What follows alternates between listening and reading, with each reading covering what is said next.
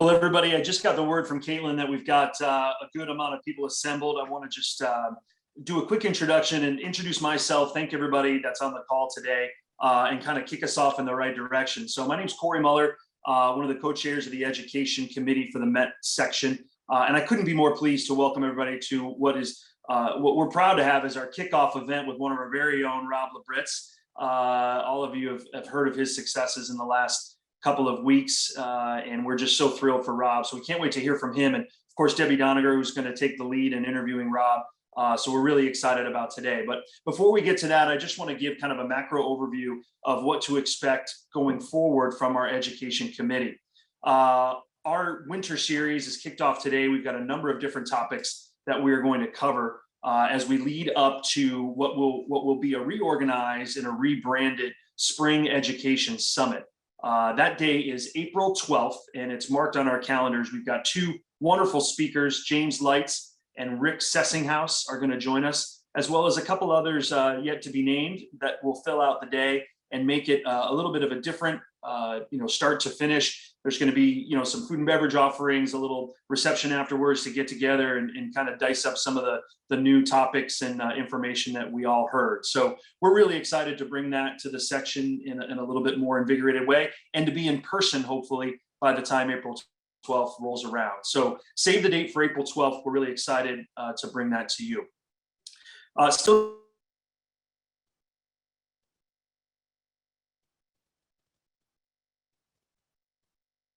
I can't hear him.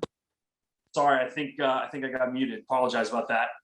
I just wanted to make sure everybody has that. Save the date for April 12th, and that is going to be the Spring Education Summit, a full day affair with a site to be named. But still to come this winter, we've identified a really comprehensive and diverse offering of educational topics and opportunities. Just want to kind of run through a couple, some staffing challenges that are out there in our industry we'd like to discuss. There'll be a segment on junior golf development, club operations in the COVID era. We want to talk about golf operations and some of the software and technologies that are there to utilize for professionals to help them through their day-to-day. Women's player development, tournament operations, and how to run a great event or a member guest at your club. Club fitting was a very popular session that we had last year, and we're gonna redevelop that and talk about the correspondence with club fitting and instruction and coaching. We're gonna do some segments on organizational skills for our professionals, preparing or transitioning into a new role or job, even if it's a head professional or another assistance role. Speed training and development for your golf swing, how to get more yards out of that driver. And then finally, what will kick off right after this event, January 13th, we've got a staffing update on sort of industry things with Jeff Voorhees and Jonathan Gold, and then some strategies on how to fill staffing needs at your clubs. And then followed right behind that, January 14th, will be a PGA show prep topic of discussion. We've assembled three professionals of various, sort of expertise, a shop owner in Sam Wiley, and we have a teacher and player, and then we've got an assistant golf professional. So trying to look at how people prepare for their time down at the PGA show in different ways with their different needs. So all of which I think will wrap out a really awesome winter segment. But nothing as cool as what we're about to experience today. So before we get on to some introductions, I want to just thank our committee. We're just so proud to bring this all to you. And I want to highlight our co-chair, John Hobbins, who's done an amazing job organizing us all for this year. Kevin Sprecher, Mike Ballo, Peter Basso, Karina Capabianco, Matt McCullough, Jeff Sullivan, and Sam Wiley. So thanks to all those individuals who put some time and effort into delivering these programs. Caitlin and your team in the office, Jeff, thanks so much for organizing all this. And without further ado, Debbie Doniger is going to introduce our speaker. Debbie is, of course, a wonderful professional in our section and has got a knack for being in front of the camera. So that's a good place to keep her and keep her helping us organize today and maybe rein in a lot of that energy and excitement from Rob Labritz. So we're going to turn it over, have a short video to introduce the segment today, but Debbie and Rob, thanks for being here. Carl Alexander is going to finish up today with a little post-interview Q&A. And without further ado, a little video introduction, and thanks to everybody. Thanks, Corey.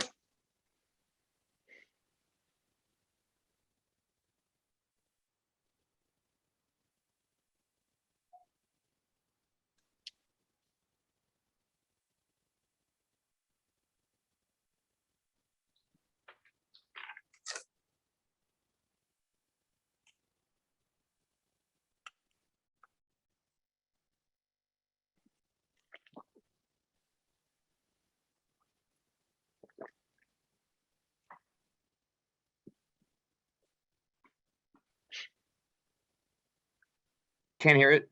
No.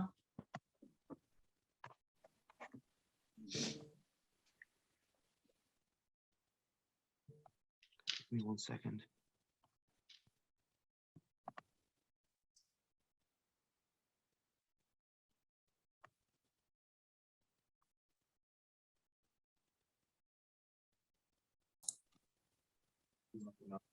Okay.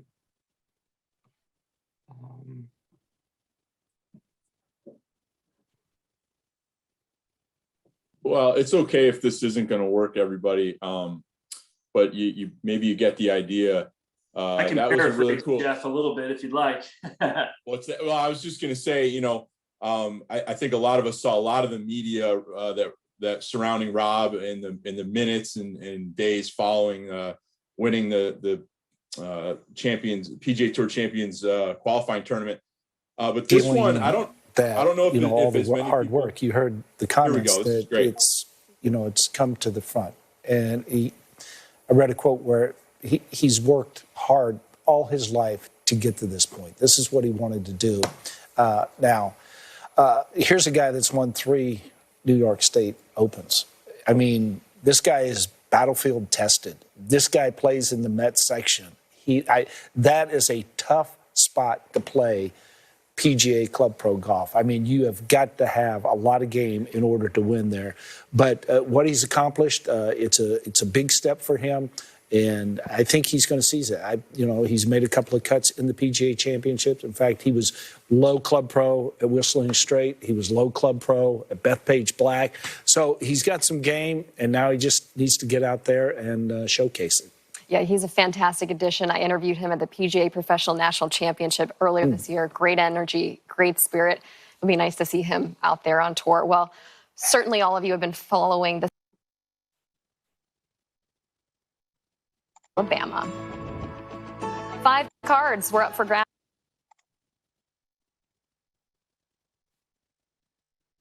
Okay. You want me to take over? Robbo. Yeah, go ahead, Deb. Hey, everybody. Okay. How's it Thanks, going in everyone. that section? Thank Yeah, you for thanks coming. everyone for having me.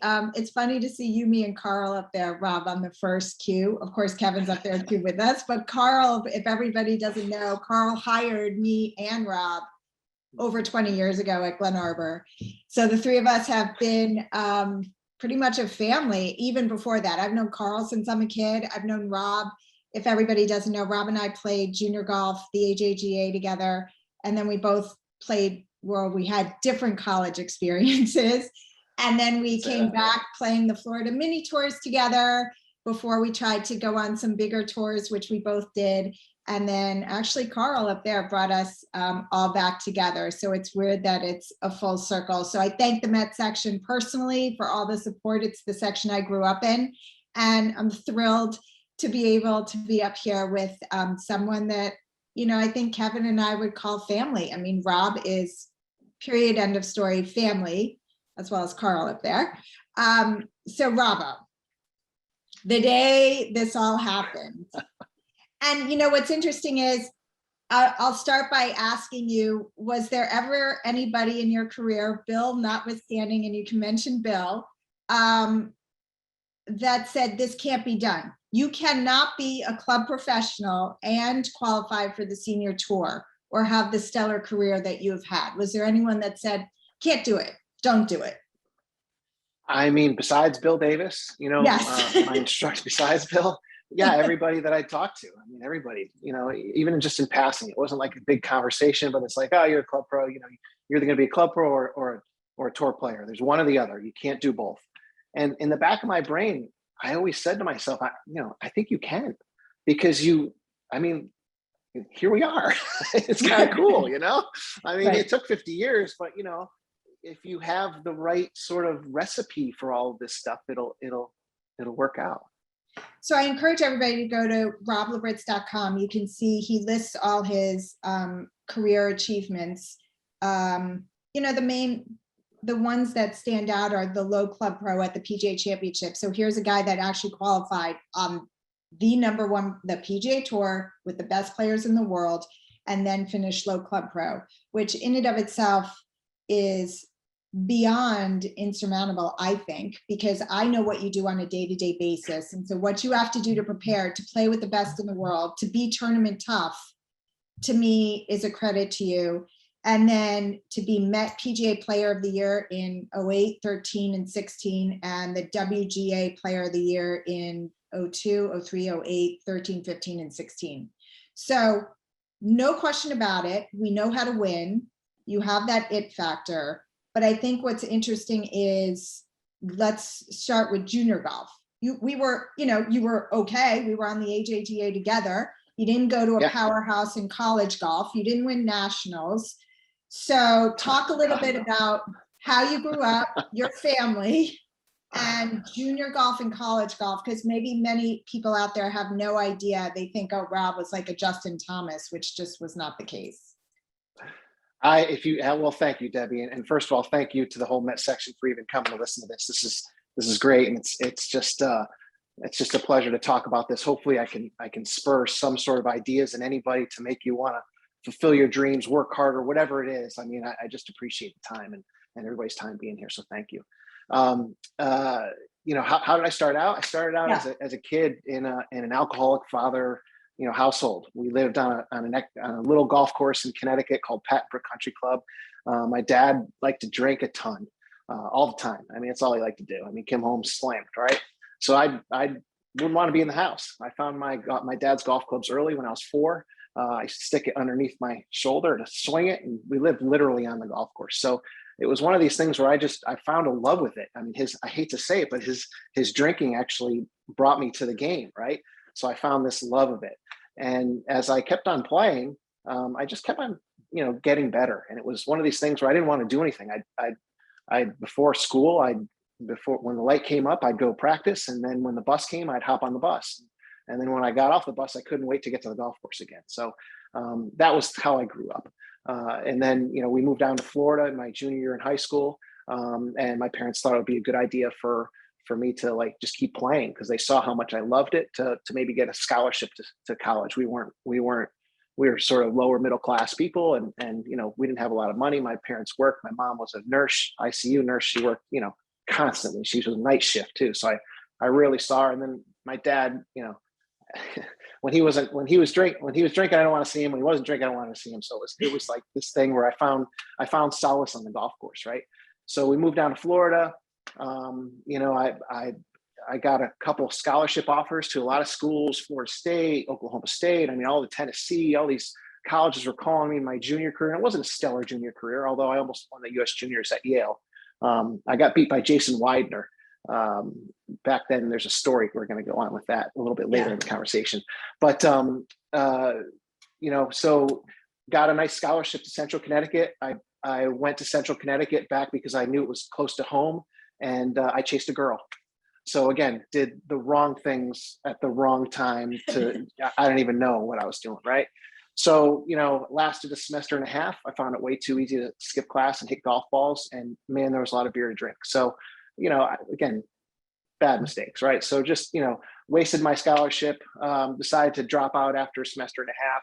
And then I was like, oh, I'm good enough. Let's go turn pro and make millions. So, my mother wasn't too happy with me at 19 to do that. And she said, listen, there's something that you have to do. She goes, you're going to be, you can play golf, but what happens if you break an arm or break a leg or something happens to you? She goes, you're not gonna have anything to do or to fall back on. And she goes, there's this thing called the PGA of America. Would you like to, check it out? And my mom's taking care of me at 19, right? So, I looked into the PGA of America. Within a month, I go to Monarch Country Club in Palm City, Florida. And this guy, Mike McNeil, hires me to work on the outside staff. And it was like this, I just clicked. I wanted to be there. I started out shining iron, doing carts, and loved every second of it. I couldn't get enough of it. Every time I'd run out and, help somebody's bag, I'd ask them about the game, the round, they'd throw me a tip, whatever. It was great. Went through that to about 1994, went through my schooling, almost got my PGA membership in 1994. I decided to, I was playing some good golf. I just won the Apprentice Championship down there, I think. And some of my members were like, listen, you should go play full time. You'd be great. So I was like, okay, great. So they raised a bunch of money for me. So from 94 to 97, I played full time. My dad decided to die in 97. And I went off the deep end. I did a lot of drugs. I did a lot of stupid stuff and partied and just was a moron for about a good year and a half, almost 2 years. And then I was offered the job at Shinnecock. And then my life kind of just turned around from there. I didn't even know what Shinnecock was. Don McDougall hired me, played there day in and day out, and it was awesome. And then in 2000, I got a couple job offers, and Carl Alexander, called me and he said, we're opening up this beautiful club in Westchester. And he goes, and we don't have anything. We don't have a clubhouse. We don't have a teaching center, but we're going to build all this cool stuff. You want to be part of it, learn how to do this stuff. And, right away it was like, ding, ding, ding, ding. That sounds great. So we started there in 2000 and I've been there 21 years ever since. Who started you? How did you learn how to play golf? I mean, who were your main teachers? I know Bill, I know that the team now, which includes Carl, by the way. But what about growing up? Who taught you how to play, or no one? No one. I just played every day. I used to pin Golf Digest on the ground with pictures of like Seve. I used to rip the centerfolds out and pin them on the ground and try to mimic what those swings looked like and tried to do things like that. And I lived on that golf course. So I literally would just take my clubs and balls and just, it was interesting because we lived on the 18th hole, which is a par 3 up the hill. And I started out and I could hit it like to the tee box. I lived on top of this hill and the tee box was right below. When I was a little kid, I could hit it to the tee box. Then as I got stronger and stronger, I'd hit it like over the tee box. And then there was a pond there and I would hit it into the pond. And then, time would pass and I'd get it over the pond. And then time would get, so the next thing you know, within 3 or 4 years, I started hitting these balls up to the green, and just learned how to do it myself. Until this guy, Jeff Torrance, I was about 12 years old. He was the golf pro there. I was hitting balls one day and he came up to me and he just gave me a few things to think about, try this. And there it was. So he was like the first guy to really say, okay, here's something to do, instead of me just looking at Golf Digest and trying to mimic Mac O'Grady or Seve Ballesteros' swing. And so for everybody out there who's younger than a bunch of us, given, and I know that was an abridged version of your life in junior golf and college golf into where we are now, all that stuff that you've been through, and where you are now, sitting a full member of the Champions Tour, what would you tell your younger self who was struggling and maybe not believing in themselves golf-wise or career-wise? Yeah, I mean, if I could go back, it's really just finding your focal direction. I knew I loved golf, but I didn't know what I wanted to do with it. I didn't know what was available. I didn't know, nobody was telling me that there was a tour that I could try to qualify for. I just knew that I could play golf and I would watch guys on TV, play golf. So I didn't know anything. I didn't know any of the inner workings. So what I should have done, the older me going back, is saying, okay, you love this thing. Let's try to figure out, why you love it. Let's try to figure out what you can do with it. And let's try to figure out, besides just playing it, what tournaments there are. Let's talk about more of this PGA stuff. I started to, I wish I did all that stuff. I wish I finished college.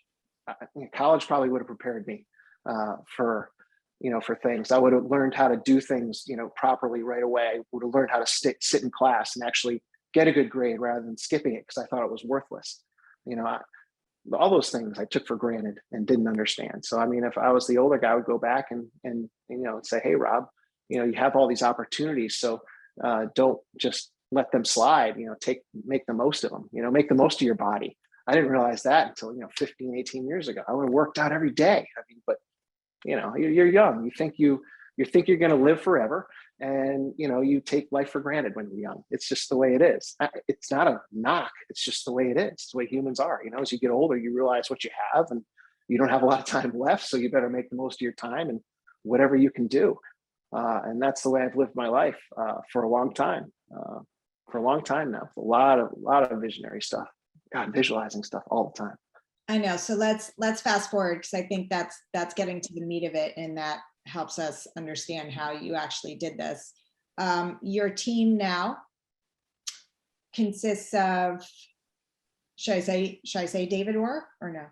Oh yeah, if I hadn't seen him, I probably wouldn't even be sitting here right now. Okay, so David, one lesson.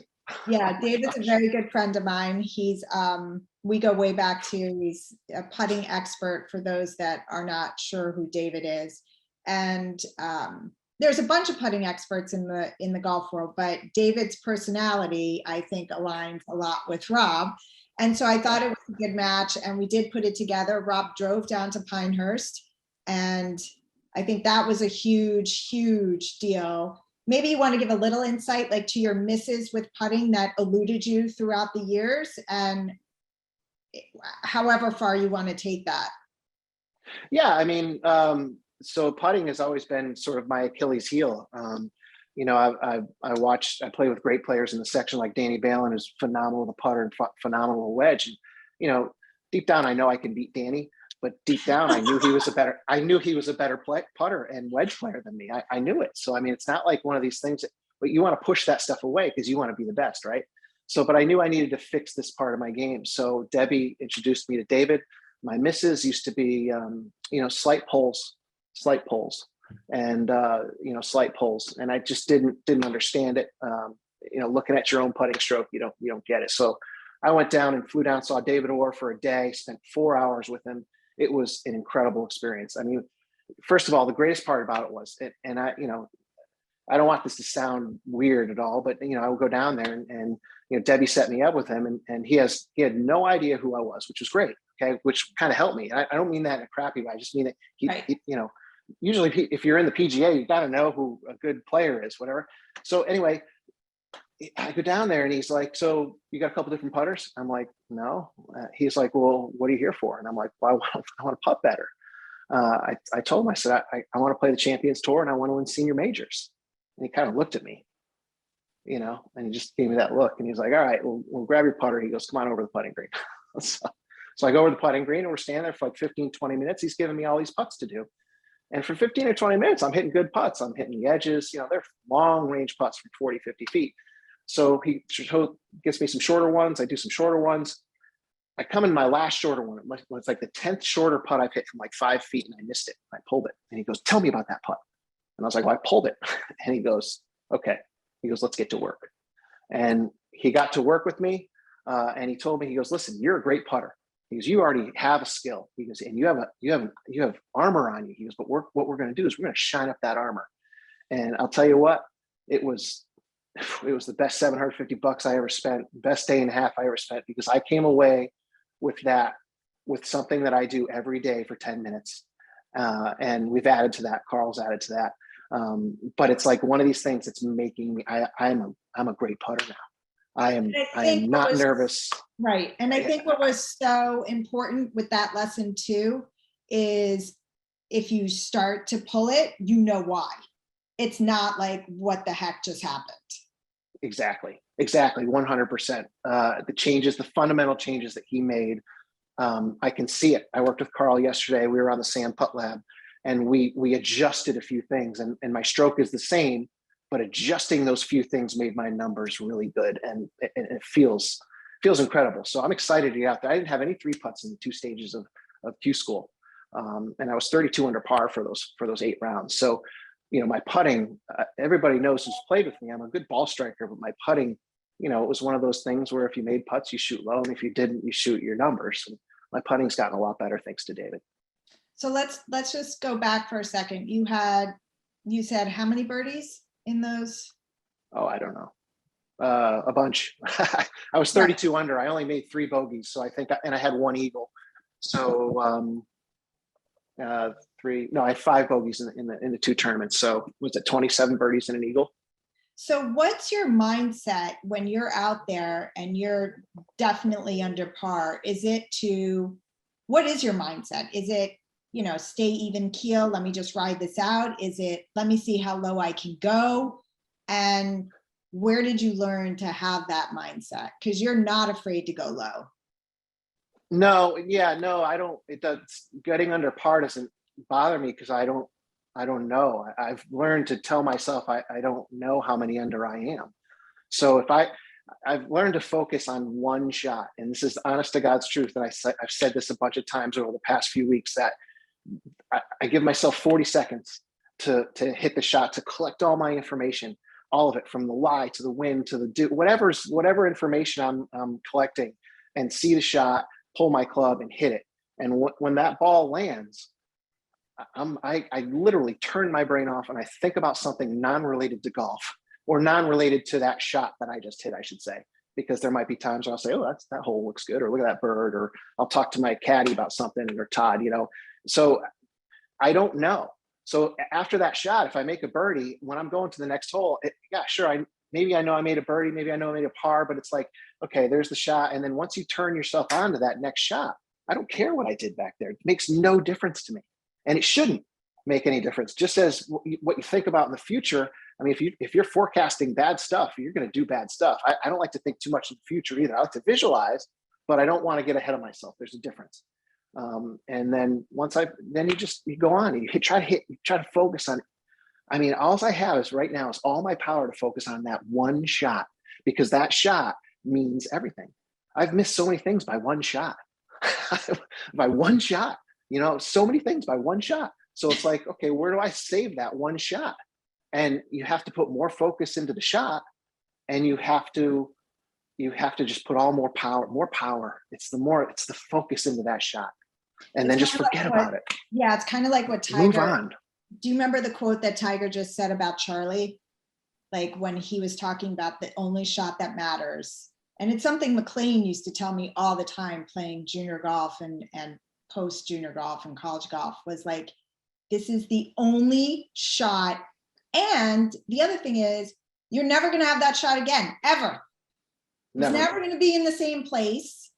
So it is a mindset. But how early on did you learn that? Well, I mean, and listen, that mindset has always, it hasn't always been this good. I mean, right. I'm getting better with age. I mean, I went through struggles with it. There were times, the first time I actually knew that I was doing it properly was when I got disqualified for the New York State Open for signing an incorrect scorecard, because I had no idea how many under or over par I was.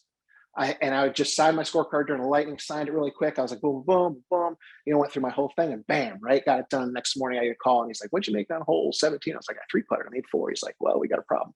Anyway, that's how I know. And it takes time. The first time that you got to just be patient with yourself, and you just got to keep calm and keep telling yourself that this is right. If you believe in it, I believe in it wholeheartedly with the bottom of my heart, that if you can just hit one shot, forget about it and go about your life. I get to think about my beautiful daughters, my son in LSU. I mean, there's a lot of things that I can be thankful for and think about in between shots, rather than where that ball just went in the bunker and what kind of lie I'm going to have. I mean, it does me no good to do it while I'm walking up to the ball. I want to see what I have and then assess it and then do it, react to it, instead of, stress out over it. I mean, how bad would that be? And I've done that. I've been the stress guy, Yeah, no, I know. So we've got Dave, we've got putting taken care of. The mindset, obviously, I hope everybody can clearly understand we're very much in the present tense. And then let's go to the swing, mechanical wise. I mean, your swing has changed. You could talk a little bit about Bill Davis and Tom, and for sure, Carl, who has been instrumental in these last, I mean, Carl's been in our life forever, but yeah. Talk a little bit about the swing part, which I'm sure everybody's interested in. How much your swing has changed, the ball flight that you like now, which is not, which is I think a preferred ball flight on tour, the more I talk to tour players. But go ahead, talk about the swing, your team, the ball flight. Okay, swing starting from the beginning. I used to just kind of hit it, and I hit it pretty straight, but I had the big miss. I had the big right, big left miss, whatever. I hit it long. I used to have a really long, big turn. I used to tilt on it. Face was shut, grip was strong, wrist was bowed at the top, just beat down on it, and kind of like Dustin Johnson-ish. I used to work a lot with Bill Davis, and he never really, he would kind of round out my swing a little bit, but he mostly worked on my short game. My short game was good, but then I would hit these huge misses. So, I would work harder on my short game, but I'd play good and I'd hit good shots, but then I'd have that one big miss. So it was like, that's frustrating, especially when you have a good short game. So I wanted to work on that. I met Tom. I had just come off a few of those Winter Series wins in like 2000 or 99. And I was working at Martin Downs, And Tom saw that I won a few events. He goes, "Do you mind if I come out and hit, watch you hit some golf balls?" And I was like, "That'd be great," So I'm out there, and I'm at Martin Downs range, and I'm just pure in it. I mean, it's so good. I'm like, "Oh, this guy's gonna think I'm the cat's meow." He's like, I'm hitting it high, everything was perfect, right? So I turned to him and I was like, I said, "What'd you think?" He goes, "Well," he goes, you fight right." He goes, "Sometimes you get into hooking it left." And he goes, "Sometimes you don't know where the bottom of your arc is." He goes, "But when you're on, you can play pretty good. It looks like you're hitting some shots." He goes, "But you got some work to do." Right? Shredded me just, but I knew, again, deep down, I knew that he was right. So I had to fix it.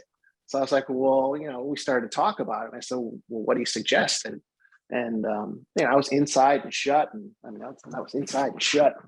So I always have this stuff. I was inside and shut, and just, it was, my shoulders were going down, my right hip was going out, but I would bomb on it. Right? So anyway, he fixed it. And the first time that he said, "Okay, here's what you're supposed to do," I looked at him and I said, "You're crazy." I said, "How the swing's crazy? That's not a golf swing." I said, "That doesn't even fit. Feels like I got a club in my hand and I'm beating down on something." And then he had one of these video recorders, one of the big ones back in the day. He goes, "Oh yeah, you want to see what it looked like?" So we went to this room, plugged it in his computer, downloaded it, and he showed me, and it was like this beautiful, perfect swing. And I was like, I was like, "Whoa, okay, so I'm really far off from what you think a swing is." So basically what he did was he corrected my playing a little bit. He corrected my grip, and he really 100% just beat into my setup. I mean, my setup, we used to have long drag out fights about my setup. And, and then later on, I'd say about 5 or 6 years into it, he's still beating me on my setup. I decided to start doing mirror work. I didn't do any mirror work up until then. So thick-headed, that's probably why I don't have any hair left. I should have just done the mirror work from the beginning, and it would have been a lot easier. But again, I like to take the hard road. So, so anyway, once I got the setup down and things started to feel a little bit different, I started to have more control. And then once you have more control, you're going to play better golf. So for me, I started not missing it left as much anymore. And I like to draw the ball back in the day. The draw felt good to me. It was something I used to like to flick my hands and flick at it. And, I like that. But, even up to now, I mean, with the work Carl and I have done in the past like 3 or 4 months, he's taken a lot of the flick out. He's got my body rotating harder, face a lot squarer. So, I mean, it's just, I can stand up over the ball now and hit left to right shots and control them, which is like, again, because I was the guy who saw the right to left stuff. And that's what you did. Is that the ball flight you used during Q school? Yeah. I started, I was fighting at the senior club pro a little bit, or, right before the senior club pro, we started hitting cuts at the senior club pro. And then, because I know those golf courses so well, I was very comfortable doing it. And then when I took it to Buckhorn, there was a lot of left to right holes out there. So I needed it. And I just said, I'm going to just do it. And I went out there and we started on start lines and how much you're going to want the ball to curve. And a little different feel for me, which is keeping the face open instead of letting it close, which is, by the way, met PGA people out there. It's the moon. It's opposite of like, whew, I mean, feeling this and feeling this feels like you're doing this. It's crazy. So when your coaches are trying to give you a feel and you trust them, just go with it because it's like, yeah, you got to go with it. Okay, now let's talk about, because there's a full holistic approach.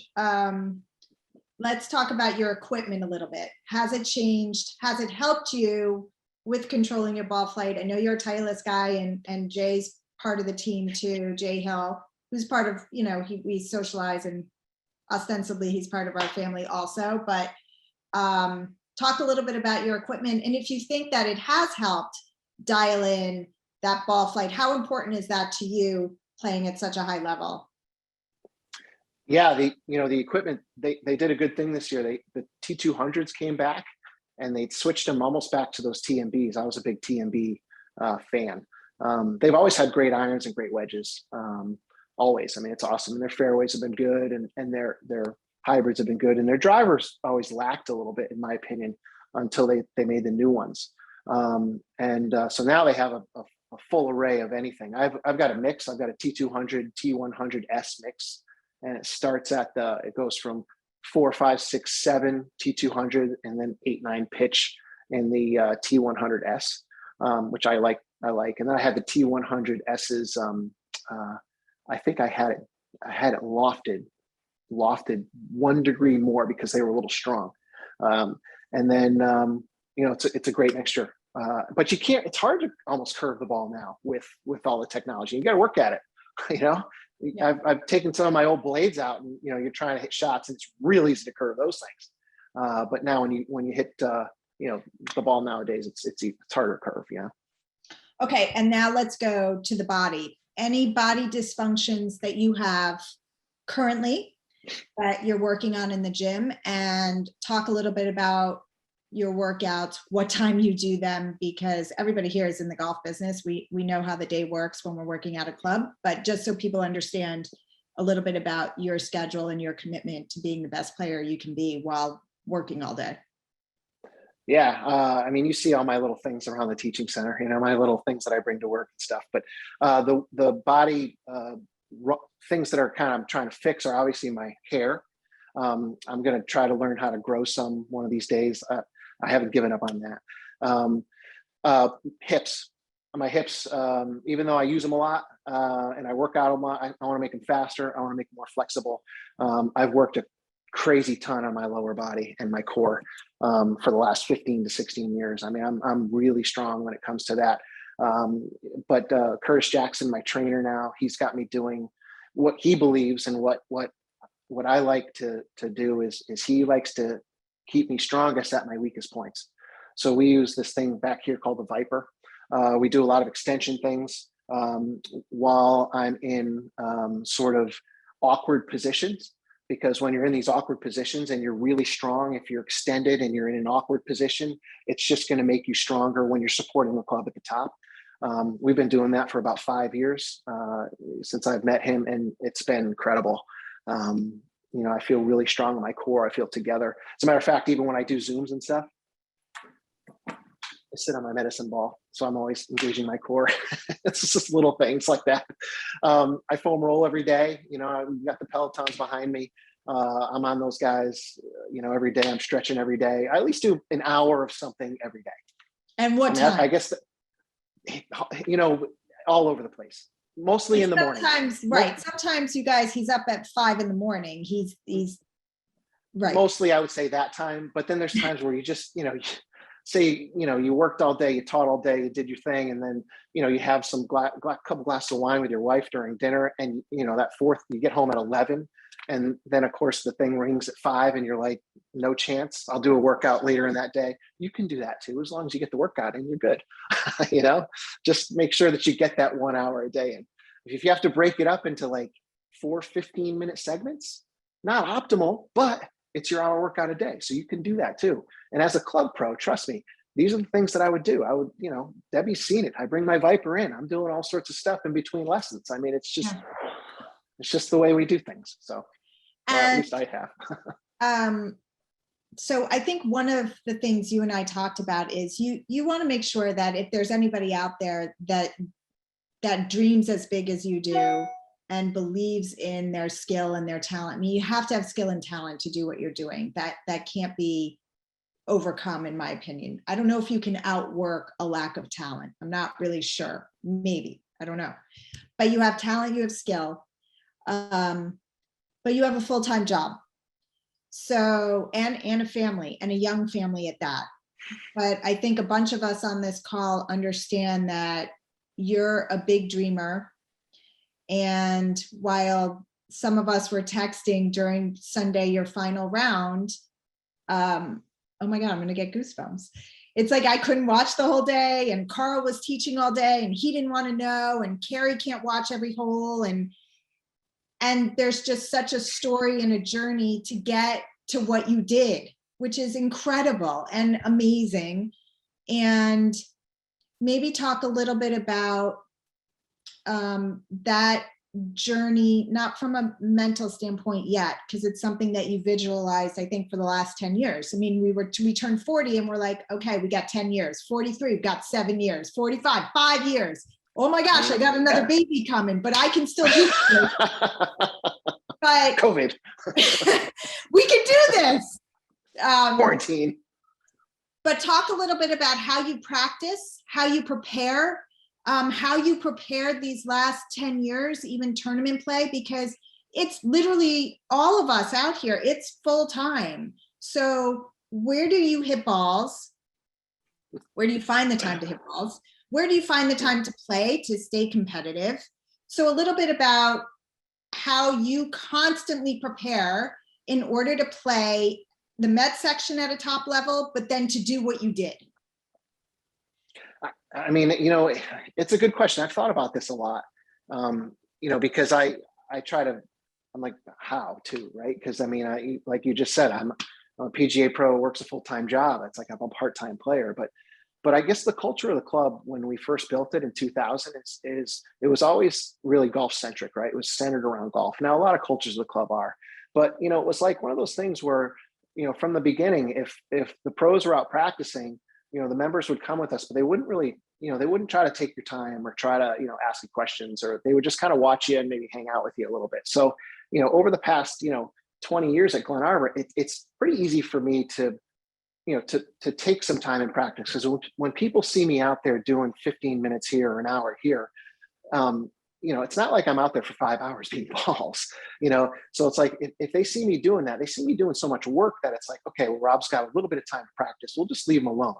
And then, they'll come and they'll ask you later, or they'll ask one of the assistants, or, they'll shoot you a text later, say, don't worry about it now. I see you actually practicing, let's just do it. So it was kind of like the culture of GlenArbor, which is, I think, what has helped so much, because it truly feels like the members and the owners, want me to play very well.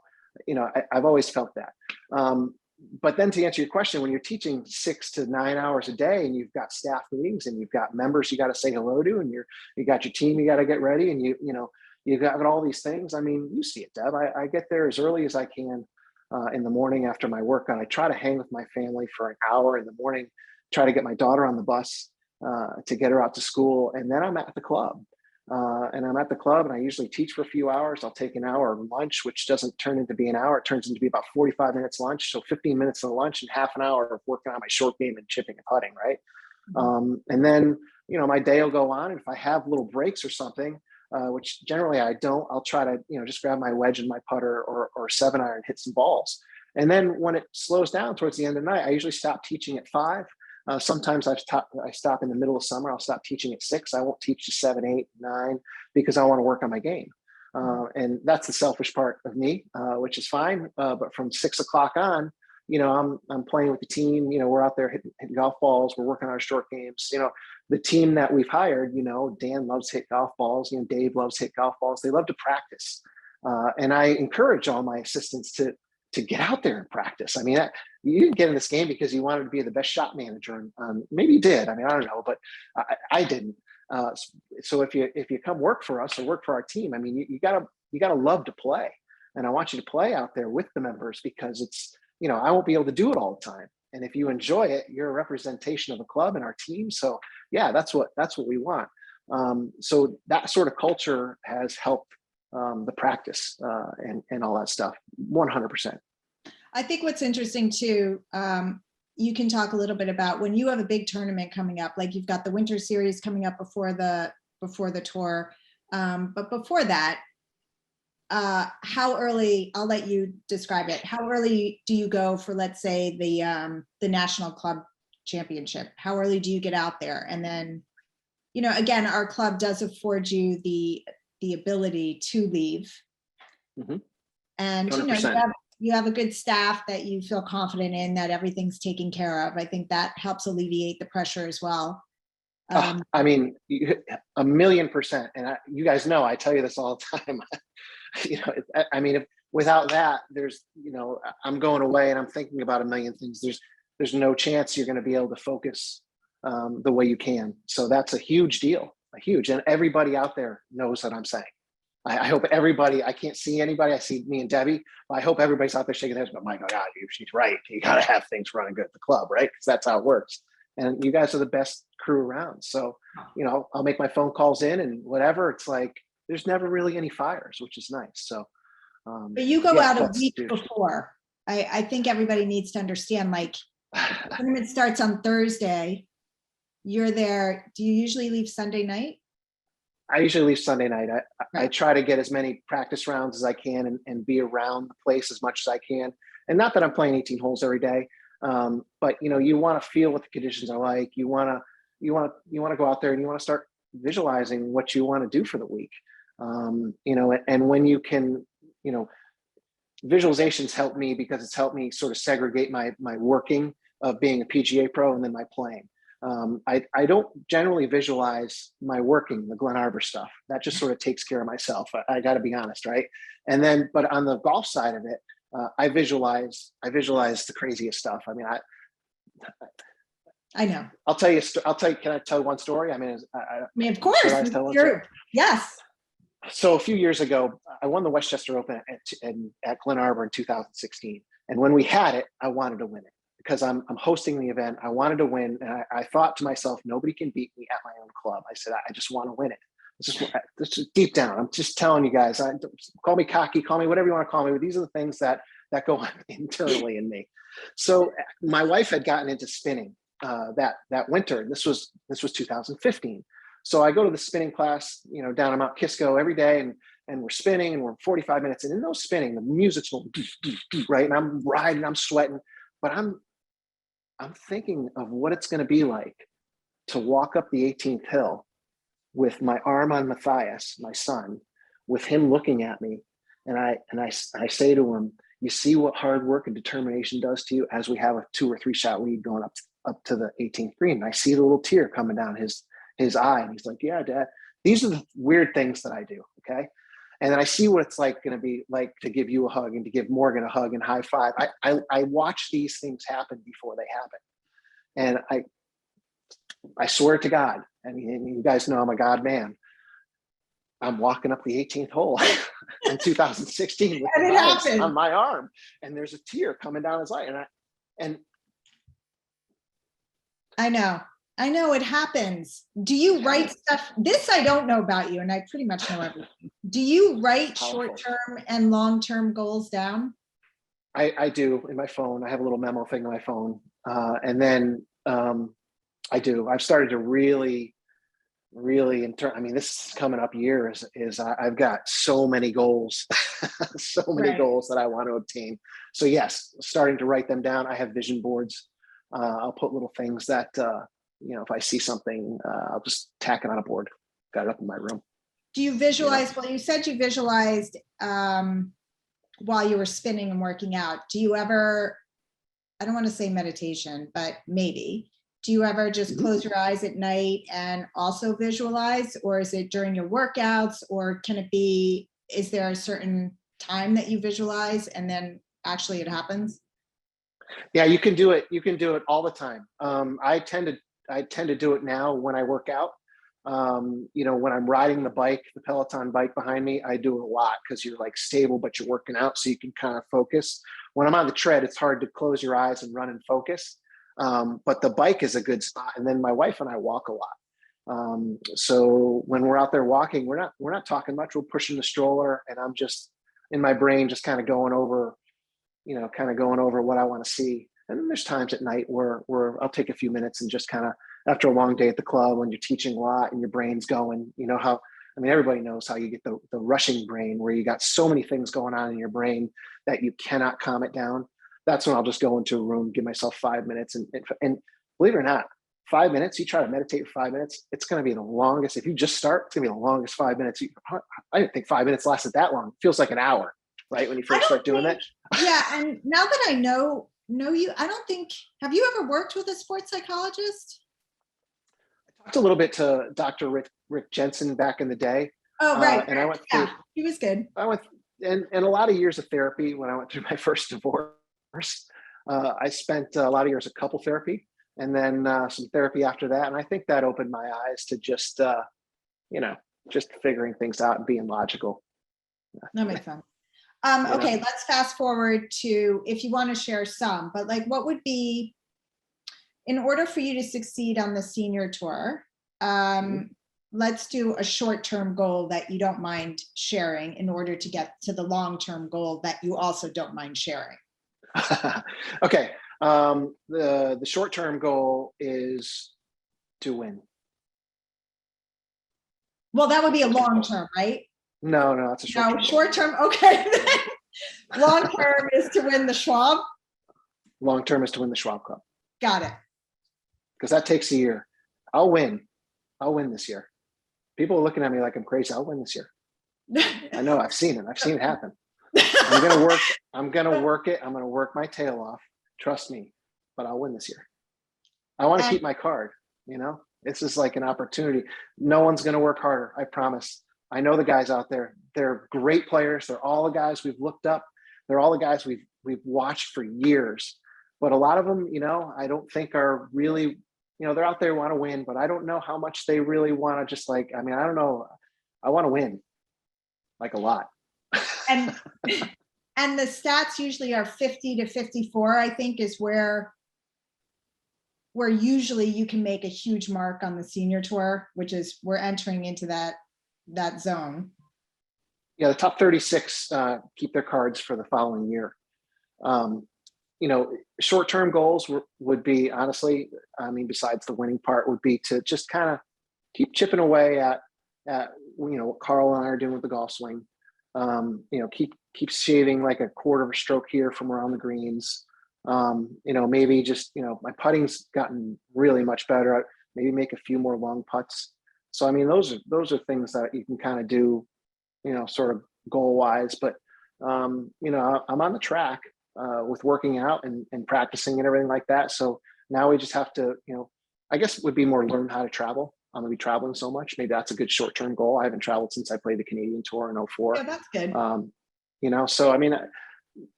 How many events do you play in? Right now, 26. I've signed up for all of them. I was like, check. So everybody knows there's 26 events. 26, and then you get, if you make enough, you finish in that top 72, you go into the Charles Schwab Cup playoffs. And then, so I envision myself playing in 30 events, and then 31 events if I include the US Senior Open. So other short-term goals would be not to have to qualify for the US Senior Open or Senior British, would be to get into those fields based on Schwab Cup points or money. And I do know the answer to this, but has anybody befriended you on the senior tour immediately and offered you some valuable advice? Yes, very much so. A bunch of them, actually. It's really cool. Probably the biggest and first one that called me right away was Jerry Kelly. Jerry's been out there. I knew he went to Hartford. I went to Central. He was a few years in front of me. But we've played a lot of golf together when I was playing those US golf tours in the early 90s. And the biggest piece of advice that he gave me was just, the travel. He goes, you have to be comfortable. If you're comfortable, you're going to play well. So he's going to, he's given me some of the lay of the land of kind of where to stay. And that's super helpful because you spend so much time on the golf course, but the other things that I have now, which is a little different. I used to always have to work out either in my hotel room or in the hotel. I guess that, there's a great fitness trailer out there now. So I can kind of, and there's great, sitting for when my kids and wife come out after the school year. We're going to make it a fun sort of thing when they come out. I can't wait for them to experience it with me, but yeah. So Jerry said, just travel comfortably. So I'm focused on that. Okay, cool. I am going to sign off because I'm going to let Carl take over the Q&A because I have to go do something at 11:30. So I guess, because I've never had this opportunity, just to say, of course, I love you and I'm so proud of you and your family. I mean, this doesn't go without everyone. It's kind of like for us to achieve what we need to achieve, and we're in a very selfish sport. You just, you have to have people behind you that can kind of let you go, you know, and carry, and it's good. So I'm just so thrilled. I mean, I can't wait because I know you're going to win. I mean, if anybody out there, there's a bunch of us here that know Rob really well. While it's amazing and you can't believe it, it's like the four of us on here, maybe there's a few more, I don't know who else. You can believe it. Like Rob, he's got the skill, the talent, which I think has to be there. And you've got the right team in place, and you've got an opportunity to do something that I think the only other club pros, Robbo, am I right, is Esposito and Albus. Was there a few more? Oh yeah, you had Larry Loretti. Right. Yeah. And then I think Ternessa's even, and there was a few. I don't think someone might know on the crew, but it's been 30 years. I think the last one was Jim about 30 years ago. So really cool to be able to, you know, carry that that torch, you know. And you know what? This is cool. your journey, and it's different, and it's okay. Like, it's fine. And yeah, it is. You know, this is kind of your time. Thanks, Deb. You're welcome. So I will see you at work. Yeah, I'll be there all day tomorrow. Carl, take over. And thanks everyone so much for having me. I really appreciate it because I love this man. Love you, Awesome. Deb. Thanks. Great job, Debbie. Thank you so much. And Rob, thank you for taking a couple hours out of your day. I know you got a busy day. I know that. And we all sincerely appreciate it. I do want to say that I see some questions coming through the chat room. For those that haven't yet asked, please do. Rob's here to help us all play better. So, you know, Rob, let's start with something along those lines. You know, you've had a flair for the dramatics for sure, from holing out a wedge in the 2013 championship at Sun River, to, you know, going bogey free at the final round of Q School for the Champions Tour, right? So, you know, what are the three things that you would say enable you to be in those positions and to come through with a great shot or a great round when it really means the most? Yeah, that's a good one. Wow. Yeah, just, you know, I try to work really hard and visualize things happening. I try to visualize the big picture, and then there's the process. The process is playing golf and all that good stuff. But while you're in the process, you know, you have to climb milestones, which is win tournaments and make putts. And you know, the visualization helps. I believe in here that I can do these things as well. You know, always doubt always climbs in. Don't get me wrong. And one negative thought outweighs, you know, a million positive thoughts, which is, I just don't quite understand that. I don't know why that happens, but it's the way the human body works. So I try to not let any of that negative stuff at all get in. And if there's a negative stuff, and I've dismissed a lot of negative things out of my life for the past 10 years. You know, when there's negative things that go in there, I try to focus on the positive and try to be strong mentally to not let those negative thoughts get in. If I get into a argument with my wife, which we never argue, I mean, you know, you say you're sorry. I mean, there's just things that you try to keep level. I just try to keep level all the time. And when I'm out there, you know, Carl, I'm breathing. I understand how to keep my body calm. I'm going to be excited. You're going to be adrenaline out there, but you know, I've hit putts under feeling the heart going like this and feeling your hands shake, you know, and with breathing, you know, through your belly and just calming yourself down, you can achieve all those goals, and you can achieve you're going to feel adrenaline. It's okay. I was scared of adrenaline early in my career too, because you're like, oh my goodness, what is this? This is like crazy. How do you handle this? But you know, you put yourself in that position again and learn how to do it, and then put yourself in that position again. It gets easier. And then my trainer 5 years ago did the craziest thing. And this thing, I mean, think about this, everyone out here. He would make me do 50 to 100 jumping jacks and maybe 30 push-ups and then run in place for a minute. And then he'd have me hit 20 putts. So my heart would be going like this. I'd be out of breath. And he goes, good, we're simulating what you're going to feel like on the golf course. And I was like, right? So I do that a lot. Yeah, perfect. Yeah, that's why I have all the stuff in here. For those out there, what I picked up out of that was obviously trusting the process, belief, trusting the process, but then working at it, understanding, like you said, that, these things are going to happen. Nerves and adrenaline are going to happen. I mean, that's why we play. You play to get into those positions where your nerves are up, right? That means you're doing something right. And so practicing it like that is good. I remember Jim McLean when he was working with Debbie and I years ago. I've always been a runner. He saw me running the course and he suggested carry a putter and 3 balls, sprint the last 50 yards to the green. When you get to the green, make some putts. And that'll be like, there you go.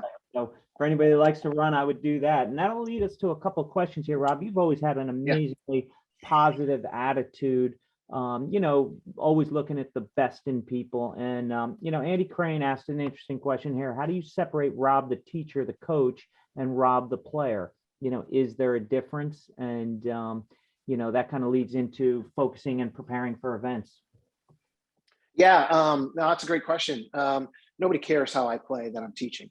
I mean, I guess they do, but they don't want to. If I'm giving a lesson, I never reference myself ever, because it's all about them getting better. So you just work on what you think they need to do to improve, and then if there's something where they might say something to you, where, wow, if how come this? And then if you don't have a good answer for it, you just got to say by personal experience, how do you handle yourself on the first tee? Well, you're going to be nervous. How do you take a deep breath and you take a couple deep breaths and you see the ball go down the middle of the hole and you try to swing it 40% because you're going to be adrenaline. 40 is going to be 100%. So learning little things like that helps, but I separate it. I don't talk about my playing.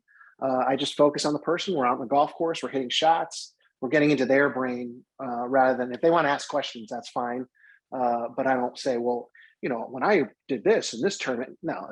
So that's how I separate it. Just keep the two separate. I'm a teacher and I'm a player, and you can combine the two. And as far as playing, like many of us or all of us, really, you often play casual rounds with members at the club. How do you use those casual rounds, and what's the difference between that and playing in the State Open, and how do you use that round to prepare you for something like the State Open, when of course we know it's really all about them at that moment? Yeah, and the pro is it's going to take 6 or 7 hours too, because Coach Beth Page is so darn hard. I use that. I work on my 40 seconds, Carl. Yeah, it's the 40-second thing. That's my main focus. Like if I'm playing with members, I give myself the 40 seconds, and then you know what? When that ball lands, I'm into teaching my member or their guest, or talking to them about their business, or talking about current events. I'm not thinking about my game, because then I get up to the ball and then boom, 40 seconds. I go hit the shot, click it off, and then hey, it's just a great way to pro-am yourself. Because then the teacher comes out at me. I love to teach when I'm out there, because people see you hit these great shots then, right? And they're like, whoa, and then they're like, well, how do you do that? And then they have this belief that since you can do it, you can make them do it. So, the 40-second rule comes in really handy then. How much do you put into, like, I know that, your reaction to a shot, whether it be positive and/or negative, is so like this, that you can then easily flip right into the other person. You're not reacting negatively to a shot, taking practice swings and spending 5 minutes thinking about what you just did on that shot. You're just moving on. Move on. There it is. All right. Yeah. And I get so many comments, right? I hope the PGA guy and gals are out there.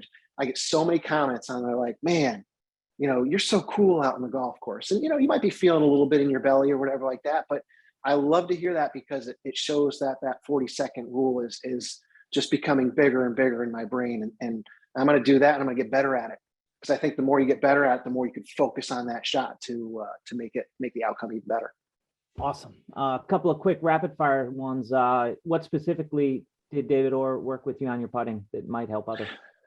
Yeah, he gave me the Me putting mat. I'm on the number 2. He didn't give me the putting mat with any of the lines. It has a very, very straight line. He strengthened my grip a little bit more. Got my hands on the club a little bit better. I was a little bit too, just to kind of give you guys I was a little bit too much palms, kind of going this way too much. I thought that the more you turn your palms, this way, the less you're going to use them. But it's just like the golf swing, you can get too weak, the face will want to open. So he strengthened my left hand grip a little bit, got it more sort of in the knuckles, sort of feeling it right in the knuckles in my hand here, kind of up there a little stronger. And then, my setup he's always worked hard on my setup, which just, got the putter releasing. My putter was going left and it was opening. GlenArbor's greens are very fast. So, really fast. So they're like Deepdale, they're like downhill. You can't hit putts where you're releasing the putter a lot, or else you can, but the stroke's going to become really small. So I would make a longer stroke. The face would open and I would kind of deflect. I was hitting like weak cuts if you were making it turn into a golf swing. And he's like, you probably stink on slow greens. And I was like, I do stink on slow greens. I can't make anything on slow greens. So he fixed the grip, made it a little stronger, which helped me release the putter, and boom, there it is. And I do something 10 minutes a day on that mat. 10 minutes a day. He goes, I don't want 20, I don't want 15, I don't want 11, I don't want 8. He goes, I want 10 minutes and then you're done. So I listen to him.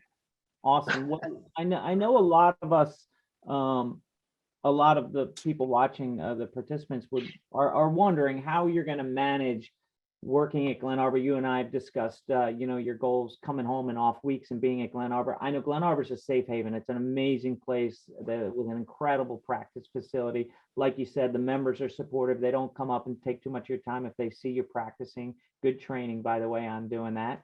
Tell us. Started with you, man. I know, everybody should learn from that. You got to train the members. I learned that from others too. So how are you going to manage coming home and, giving lessons and playing with members and hopefully, playing in some events and doing some things? Obviously the state opens up for you and other things. And how are you going to manage that with continuing being successful out on the Champions Tour? Yeah. So my role is going to stay the same. And, my role at the club is the director of golf, A4 director of golf. As a director of golf, I've been in the business now 30 years, since 1991. I've got a great team around me. And the guys who've been in the business, Carl, you understand. The director of golfs are, the head pros, you're the visionaries. We're lucky that we have in the budget that you can have a visionary and I don't have to do sort of day-to-day operations. I have people that, my team, I got Dave Gagnon, I got, Dan Putzer, I've got 2 new assistants coming in, I got Jimmy. So I've got a ton of help. I got Debbie, obviously she's director of instruction, taking care of all the teaching. I'm going to chop my teaching schedule. Just down. I'll probably teach maybe 2 hours a day, if anything, maybe 1 in the morning and 1 in the afternoon, which, the members understand and they know. I'll go to my staff meetings, being around the club, I'll make sure that things are running the way it should for a 5-star private golf club.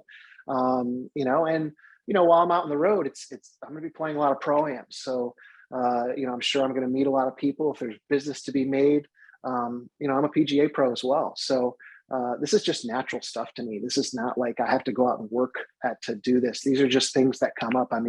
We have outings at the club because I play in pro-ams. We'll bring in someone that I meet and they'll say, wow, you can do something like that. Yeah. Next thing you know, you're putting on an event for them.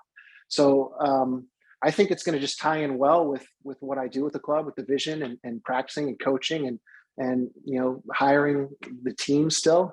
I'm still going to hire all the assistants and, GlenArborr is part of my fabric. It's part of who I am. I've been there since the beginning. As you hired me and, I'm not going to go anywhere. Yeah, that's great. And you've given time back to the section here. And I know we've discussed, you've had some ideas of, while on the road, reaching out to the 41 sections or the sections where there's tournaments in and, giving an hour on the range, let's say, and having all the section members from wherever you are come out and watch. So we really appreciate you giving back and trying to help everybody here. Earlier Debbie mentioned former Met section professionals like Tom Neaporti, Jim Alvis, Larry Loretti, and the others that while it's been a while, have won on the tour and on the Champions Tour while being a head professional in our section. How do you think that's going to inspire when you win? How do you think that's going to inspire our next generation to come up? And kind of expanding on the last question, how do you think this could change the way the PGA, I mean, we've already got, I don't even know how many classifications. Do you see a classification happening where a head professional could also be a tour player and continue doing what they do? I would hope so, because I would love to inspire people to do this, because here I'm living the dream. I worked a club job, which, in my opinion is a dream job for 30 years. And now I get to go play the Champions Tour. I mean, it's like, wow, how does this happen? Right.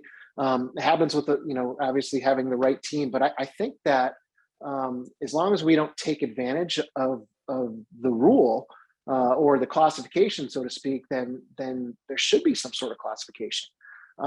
You look at Frank Esposito a few years ago, and he won Q School as well.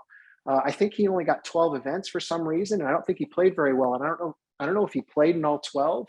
But here's a guy who didn't play great, and yet they classified him as an A3. So now he can't play in any of the section stuff, and and he was struggling out there. So if you're struggling, you're not making a lot of money, and you're probably spending more than you make. So it's one of those things where it's going to cost me $3,500 to $4,000 a week out there on the tour, guys. It's not like this is like, oh, you're going to, I'm going to try to use as much as I can as far as trying to stay at people's houses, but I've got a full-time looper, I've got hotels, I've got plane, I've got it's just the expenses out there are crazy.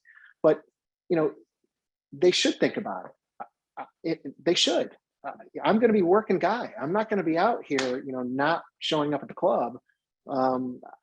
This is who I am. So I want to make sure that, going forward, we could have to pave the way for some guys to feel comfortable coming into the business, that could say, wow, okay, if I'm in the business and I work hard and I do this stuff, I could play the tour and I could still stay in the business, but yet play the tour. I mean, what's better than that? I mean, you got your dream job and you got your dream job. So it's like, wow, let's figure this out.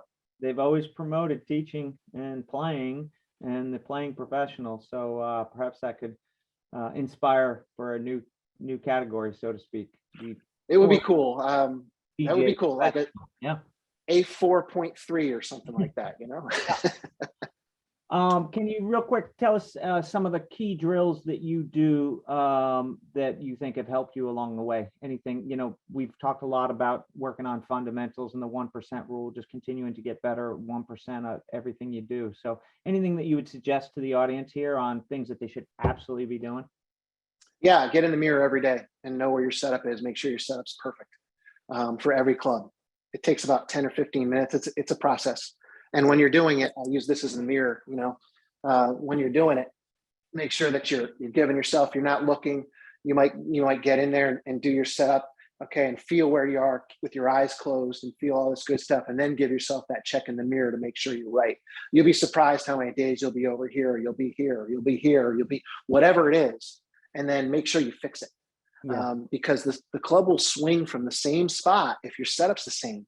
If your setup changes from day to day, good luck. I was that guy. My setup changed every day. It was hard. It was like it was so hard. Yeah. But now my setup's really comfortable. And then putt every day. I love that me putting, Matt. It's money. 10 minutes. So there's a half hour of practice that'll save shots. Yeah, great. And I think it was maybe the second round of the Q School finals, you called and said that you thought your weight felt a little bit too far on one side, and you spent 10, 15 minutes, maybe a half hour in front of the mirror, just getting in your setup, feeling 50-50, closing your eyes and doing it again. So, and it obviously worked, right? Yeah. I mean, that's the thing. I mean, I know this stuff. It's not just like throwing stuff out there like, oh, you hear this? Actually, I've done it and it works. So, speaking from experience. Well, we have an interesting question here. First of all, there's a lot of people in the chat room that are thanking you for your time and for your candidness here. And you've always been known as being very candid. I'll jump to, the Golf Channel called you battle tested. Charles Barkley got inspirational on his podcast talking about you as an athlete and how you inspired him. How do you manage all this high praise with your motivation to continue to get better? Oh my God, I know deep down I need to get better. I know there's a governor in here that just keeps telling me I need to get better. I mean, trust me, it's great to hear all the nice things that people say. And I mean, superstars saying my name, which blows my mind. But you're only as good as your last event, and you can only just prepare yourself for your next one. and then you just got to keep plugging along. I just enjoy the heck out of the process. I don't, I'm not replaying those things. If I hear somebody sends me something, I'll watch it, or I hear, oh, that's cool, yeah, thanks. But I'm not like, watching it, watching this stuff over and over. I don't. It's nice for people to, there's things that I want to do with golf, and there's people I want to get excited about the game, and I want to get into the game, and there's PGA professionals I want to inspire, and there's more than just, it's not about hearing your name. It's about getting people to like just love the game of golf. That's why we're all doing this job, and I think on this call right now, we all share that common. We love this freaking game. It's so cool. The passion comes through for sure. Keeping it in the world of personalities and characters. Interesting question here, because you mentioned that your father was an alcoholic and you didn't have the greatest of relationships with him. Again, incredibly candid. But not everybody has grown up in an amazing household with supportive parents, like I know you are with your children.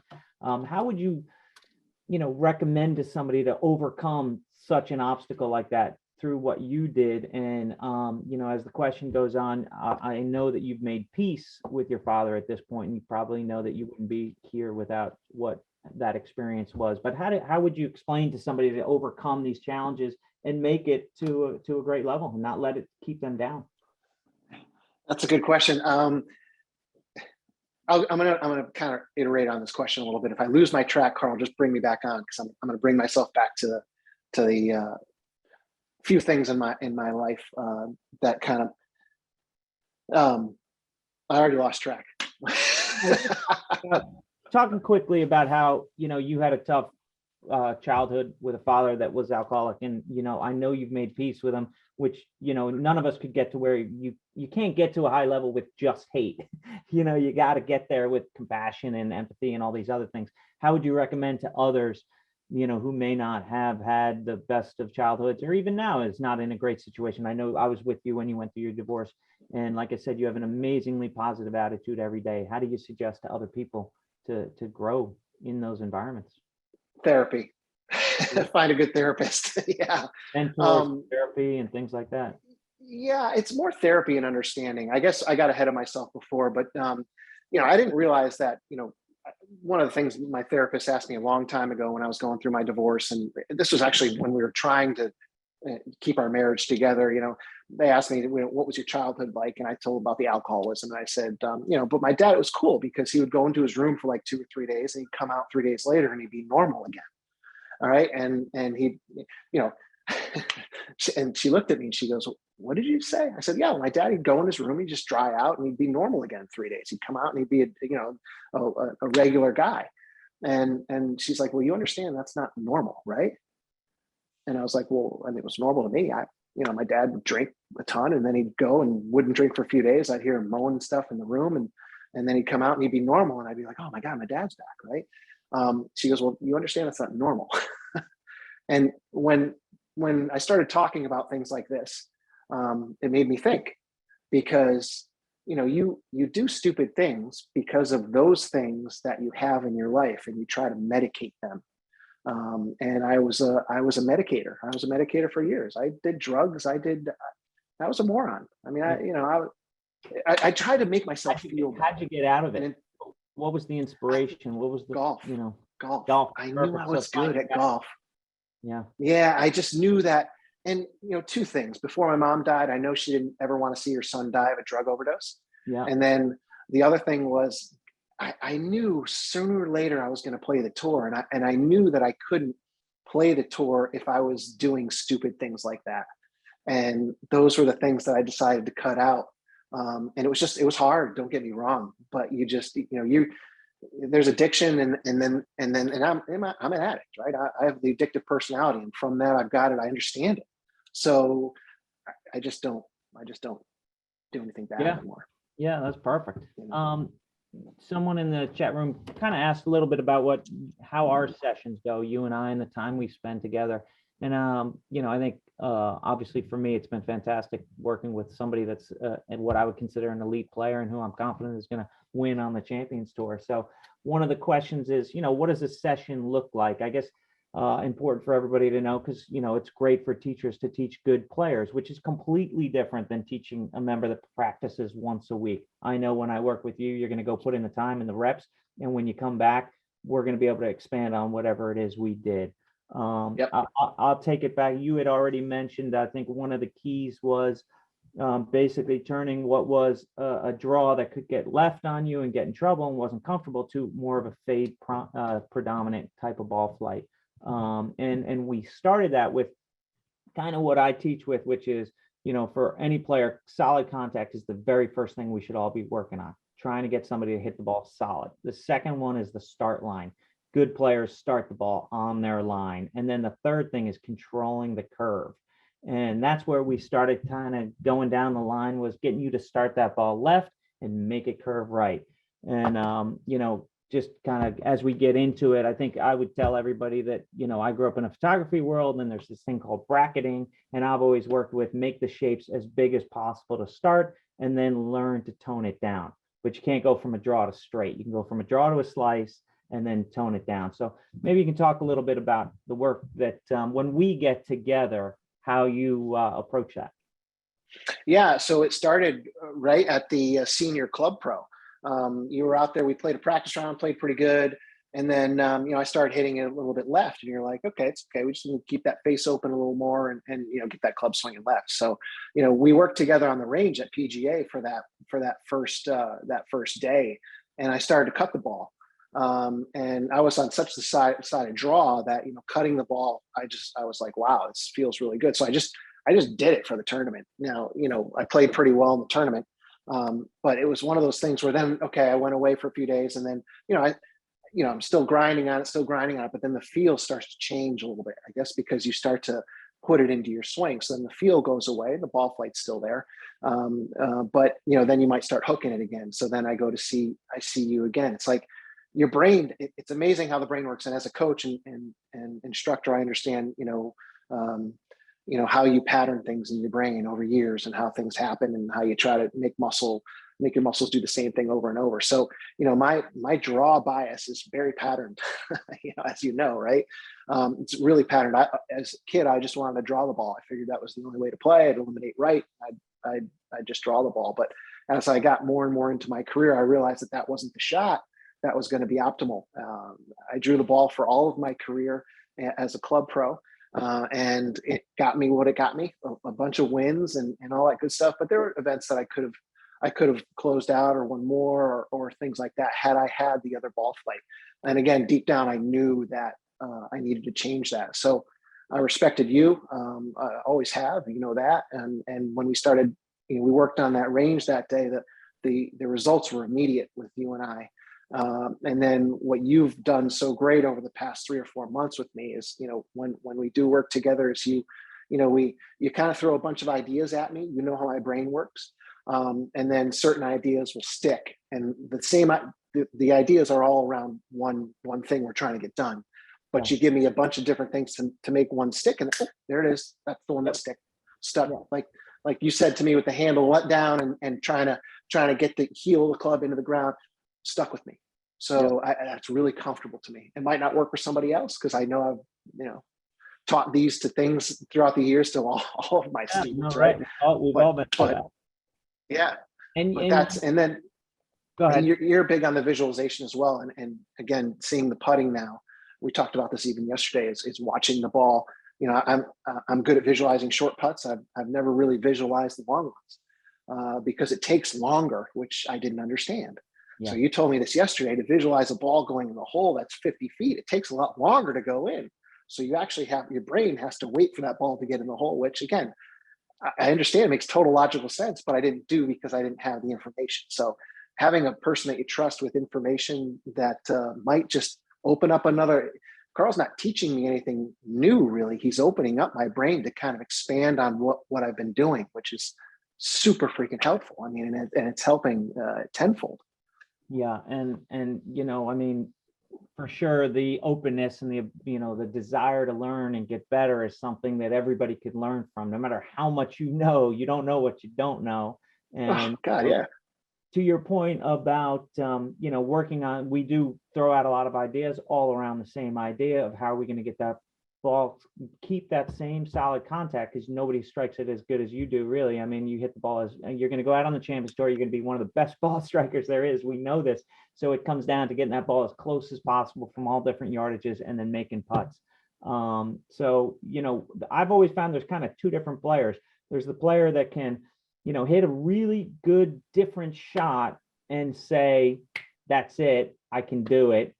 Now I got it, versus the player that says, okay, I did it. Now I got to hit 10 million balls to make that work.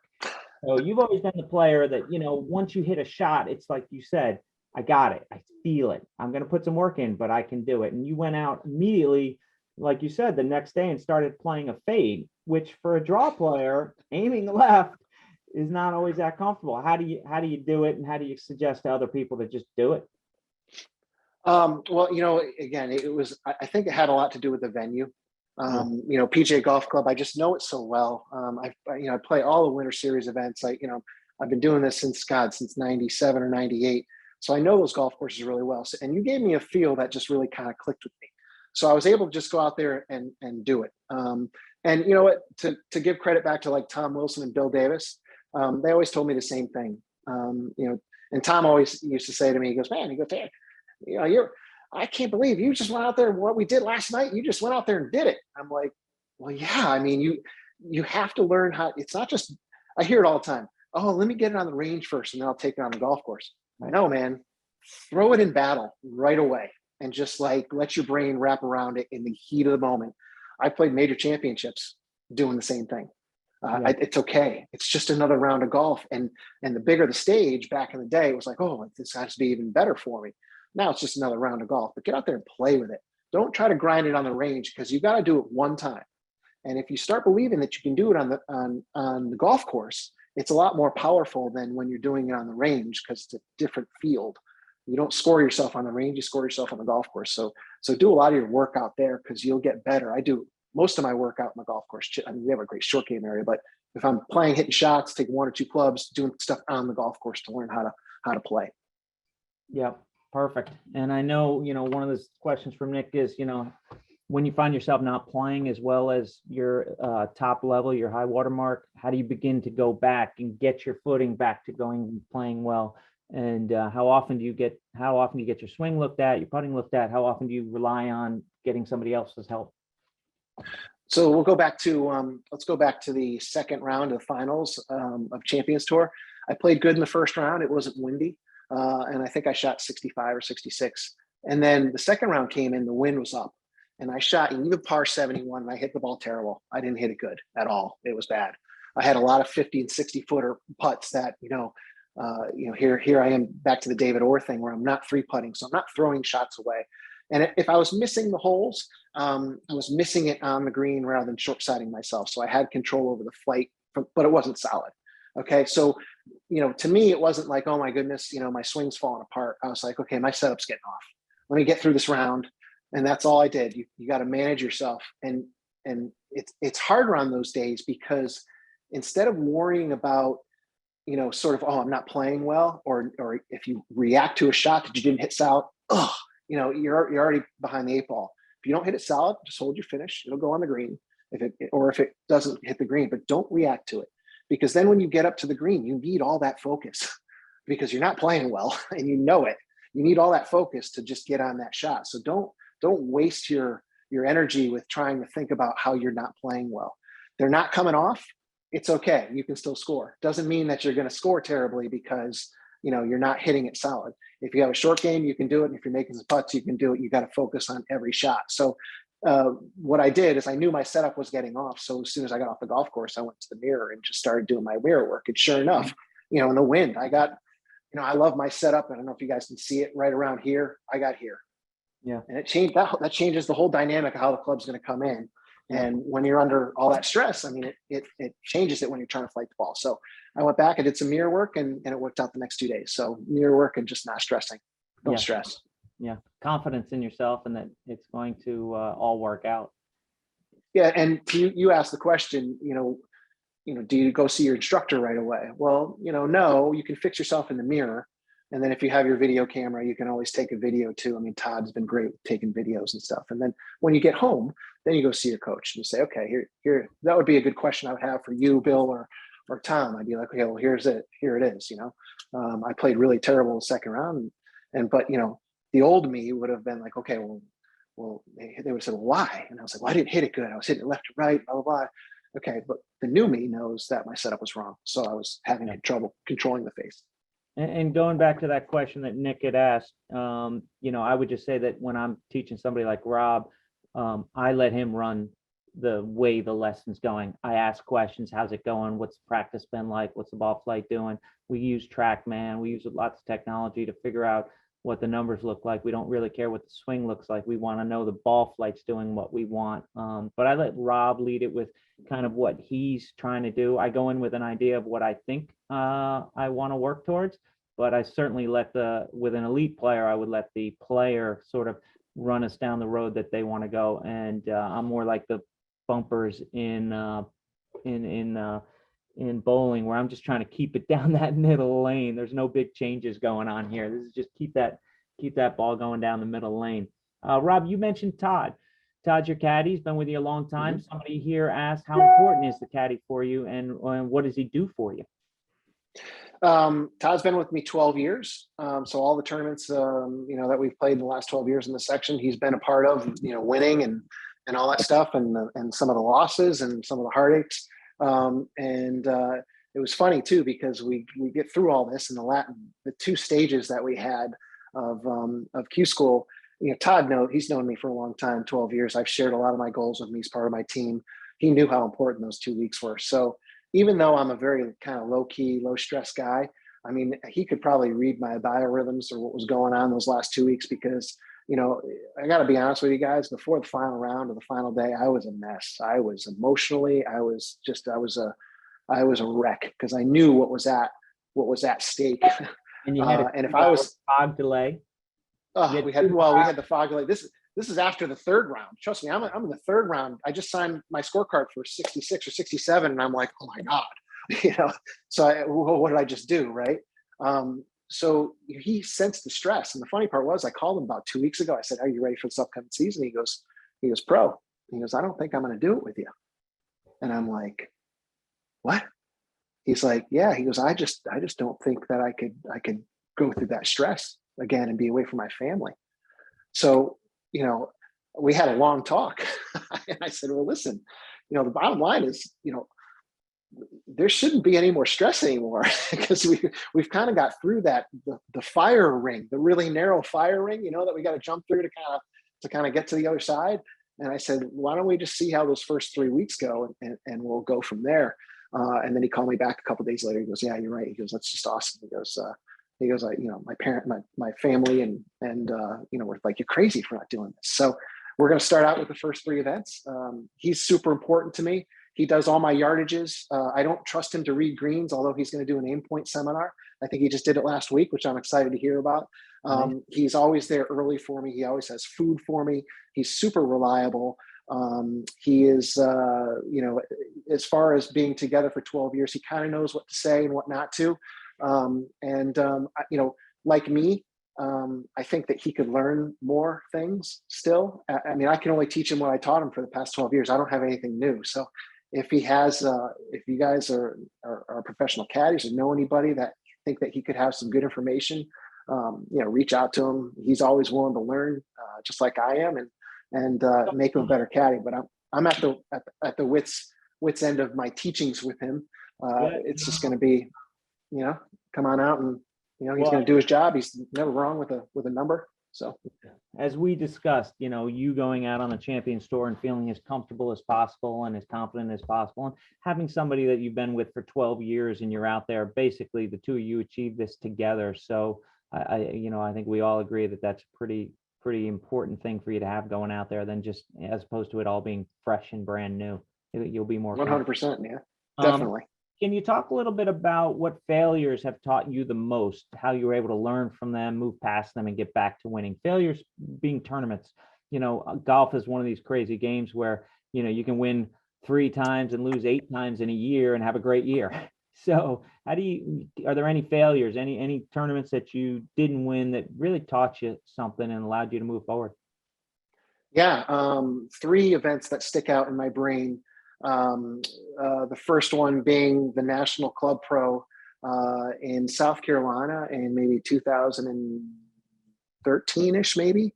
I had just come back from my thyroid surgery about a month later, and I bogeyed, I think, 2 of my last 3 holes to miss the PGA by a shot.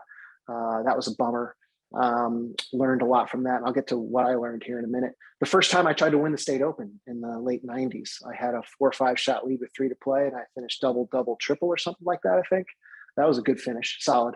And then, I 3-putted the last hole, and Mike Ballo was the victor one year. That was one that stuck with me, man. It was a stinger right through the heart. As I was getting better. How did I deal with it? Yeah, man, how do you deal with things like that? It stings, it hurts, it sucks. You feel terrible. You feel like you let yourself down. You feel like all the hard work you do in a short period of time after. This happens on the drive home. Yeah, exactly. You get a little emotional, you get a little upset, you talk to yourself like you yell at yourself, you give yourself a good yelling, and then you sit down, you take a deep breath, and you say, okay, what was I thinking in that situation? What did I do? How did I hit it? How did I react? Did I visualize? You go through the whole process. And I know that except for the one where Mike took the victory, and well done, Ballo, you're the man. I mean, you played awesome, dude. I'm not taking anything away from him. But, that was awesome.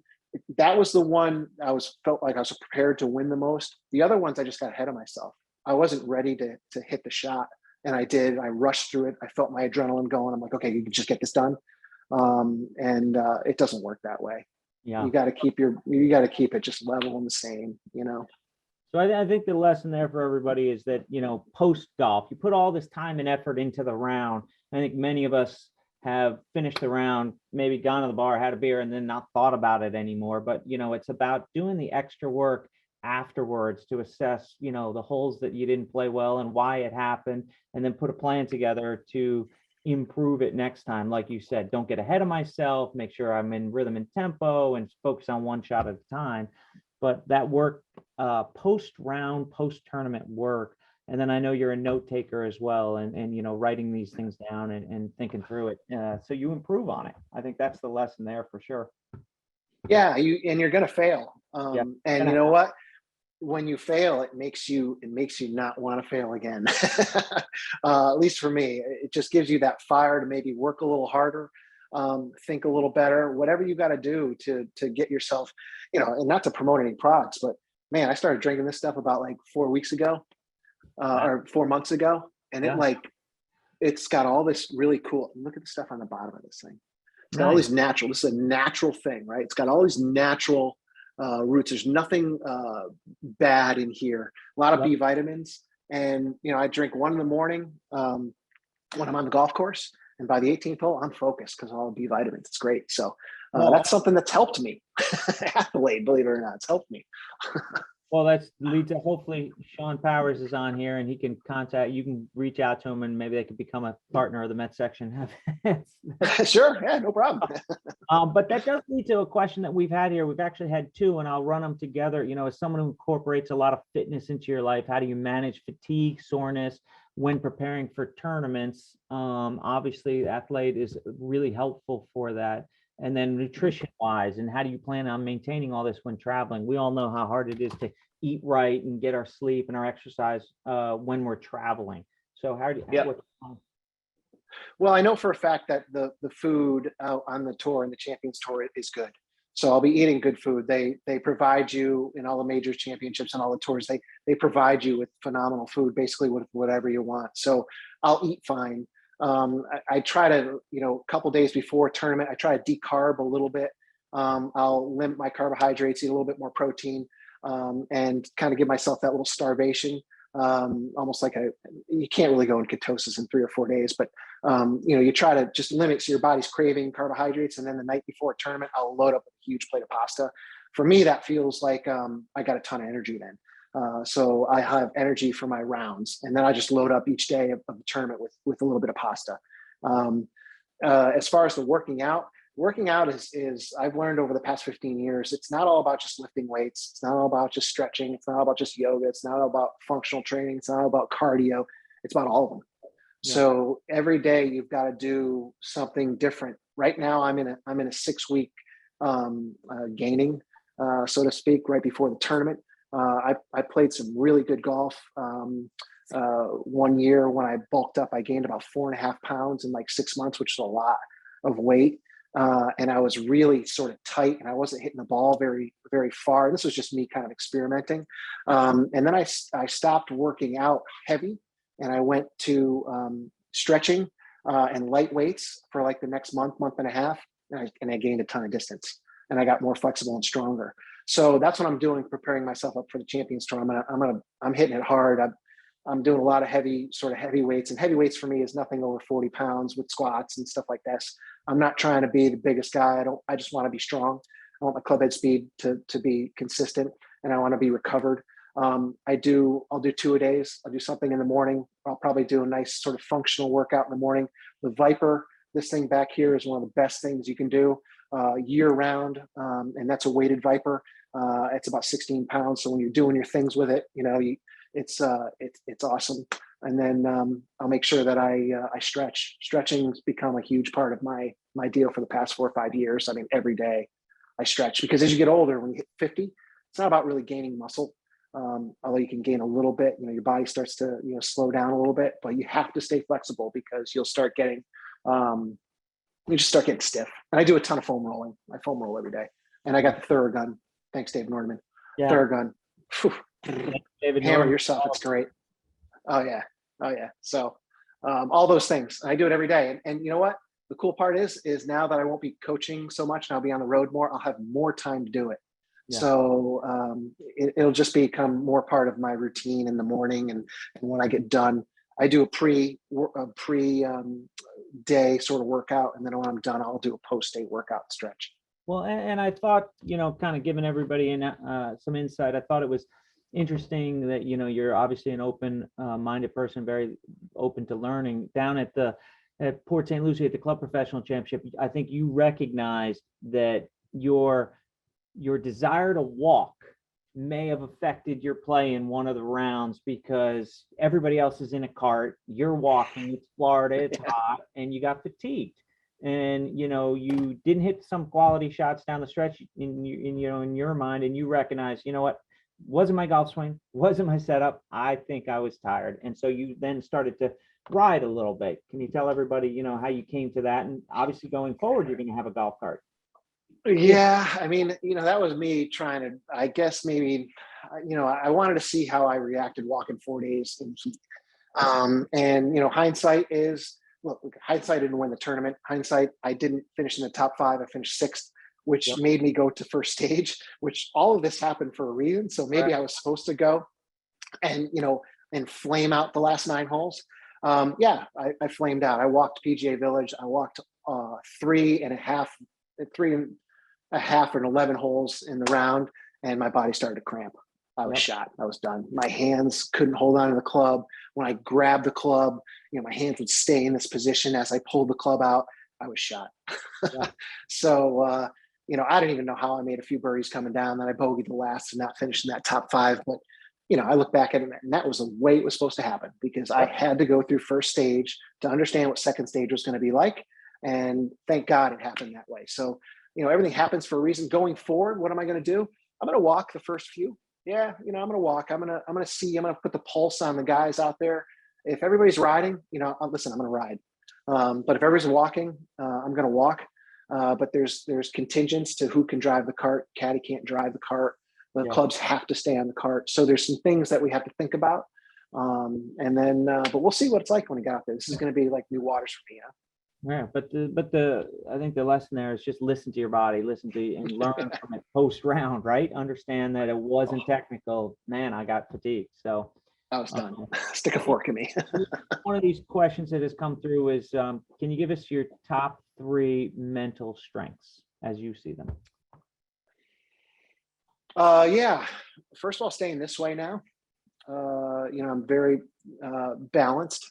mentally. I don't get too high, too low. I went through Graves' disease too, which put me like this too, because it controls your hormone levels. You know, I visualize, so I visualize everything. And the third part is God.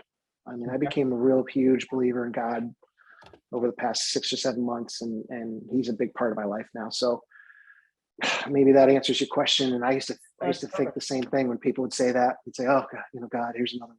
But and that's what I thought internally until I saw it, and now I'm a believer. So yeah, those are those three that I'm. Yeah.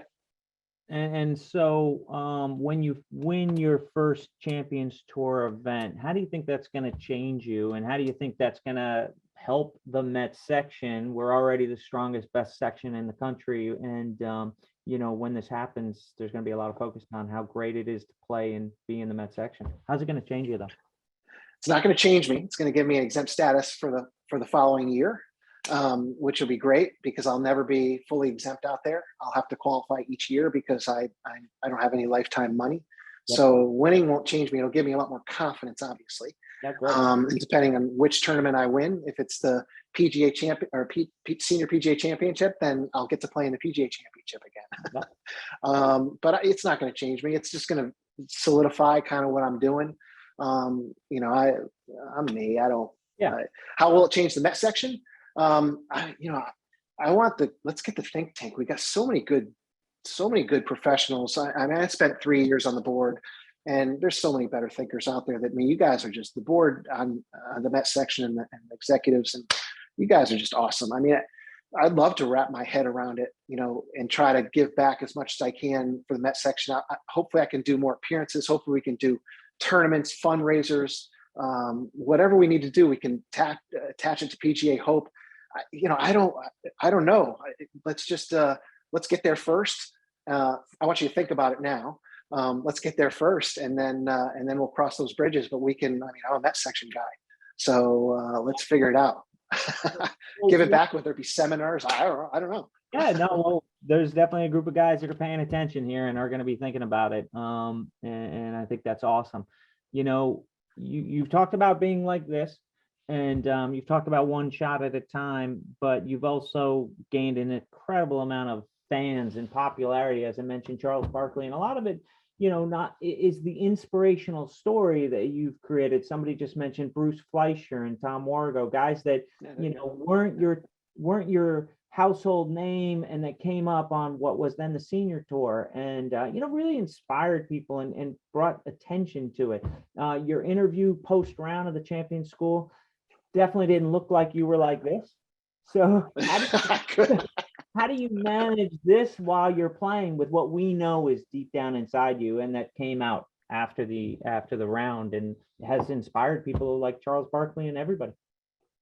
Yeah, I think it's that 40-second thing, Carl. I mean, I've gotten really good at you know, when I'm in that zone and I almost feel my fingers just snap. I guess people say when I've seen some films of me hitting shots now. There's a point in time where I touch my belt. I think I touch it every time. I put my left hand to my hip like this. I didn't know I did this. So maybe that's my trigger of just kind of forgetting everything and then just focusing on my focus on the shot. Yeah, that's perfect. Yeah. I think for everybody here to learn, you may not know it, but you picked that up. I know Steve Elias and some of the old timers know that was Seve's move, and you definitely picked that up from Seve. Probably saw that somewhere. The same exact move. Could be, right? Couples historically went like this before he hit a shot, grabbed his shirt and went like this. He wore those huge oversized Ashworth shirts. So everybody should have a trigger, you would agree. And for those that are trying to play better and play tournaments, just, you know, how important a trigger is and how it gets you then focused for 40 seconds and then the ability to drop it and think about something.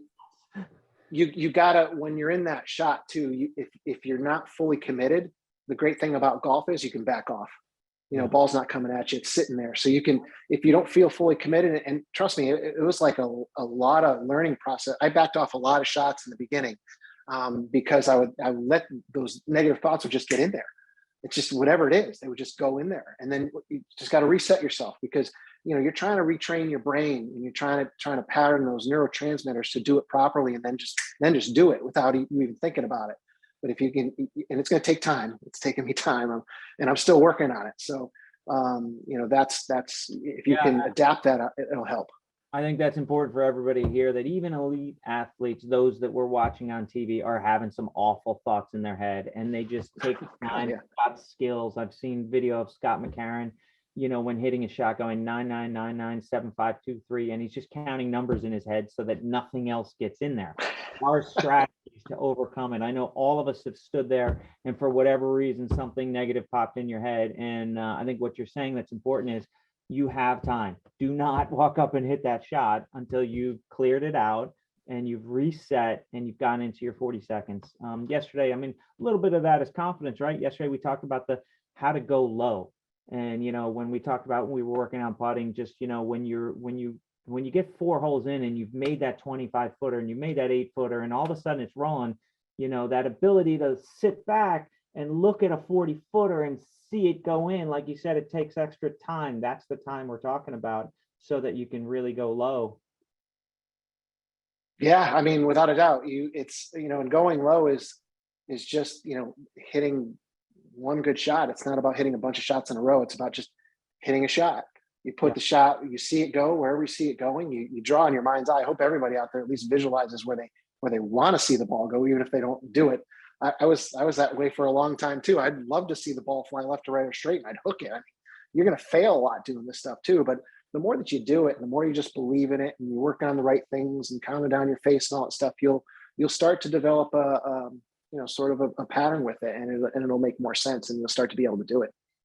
Yeah, great. Somebody asked here, good question. Outside of playing moment, what moment in your professional career are you most proud of? Or a few? Outside of my playing moments? Outside of playing, yeah. But as a PGA professional, outside of playing. I guess meeting my wife and my kids, not meeting my kids, but meeting my wife, Carrie, and having my 3 kids. They give me a nice perspective on everything. They don't care if I win a tournament. They don't care if I qualify for the Champions Tour. Matthias maybe does a little more than the girls, but you're just dad. So if you can just, what moment am I proud of? I'm proud of being this way with my kids too. Yeah. And we're a weird family. We like to dance. We like to do all sorts of weird stuff. So my kids are going to grow up with a nice weird sense of humor, which I hope they get. I think you've got plenty of parents on this call here, plenty of those with young ones at home. And I think the lesson there is just learning that, you're proud of the fact that as a hardworking PGA professional that's putting in long hours working out, that when you come home, you are there for them, and that you are a dad that's not thinking about the tournament that you just played in or the member guests or anything, but you're there for the family. 100%. Yeah. Because 40 seconds is over. Yeah, 40 seconds is over. Work is over. Put the phone down. And I remember when you lived in an area that had no cell service, and you were very happy. It was so cool. It was so cool for a while. Every area should be like that. Yeah. As we get close to wrapping up here, maybe you can give us 5 quick things that you would tell a young assistant that's starting right now. Maybe the young Rob Labritz getting hired out of, hired to Shinnecock, to those that might want to follow in your footsteps as a working professional in the PGA, but also an accomplished Met section player and beyond. What would you tell them? Top 5 things. So can I do top 5 for being a PGA pro, and then top 5 being maybe playing a little bit? If that can help. Sure. So top 5 for being a PGA pro is always be early. Always come with your clothes looking awesome, pressed, shoes shined, and ready to go. Always protect your quarterback, your head pro. I learned that from a guy sitting across right there. Make sure you like what you do. Okay, you got to like what you do. If you don't like what you do, find something else, change it. Because if you don't like it, and your interior is saying, do something different, do something different. And then last thing is just in my opinion, try to work harder than everybody. There's going to be, listen to somebody, go seek out information, find some of the top players, find some of the top coaches, find some of the top merchandisers, find some of the top administrators, and learn from them, ask them questions. because you will be surprised the value of information from the guys who are doing the greatest jobs. Talk to the Carls, talk to the Ben Hoffines, talk to the guys who have the big jobs, talk to the Jack Drugas and now Sean Quinn Levin, talk to the guys who are at the big jobs, and they will give you Daryl Kessler. I mean, there's Bobby Hines. There's so many. I can keep going on and on, but find the role models and ask them questions. I mean, I did. Yep. I want to know. And sometimes they looked at me like I had four heads, but you know what? I got the information I needed.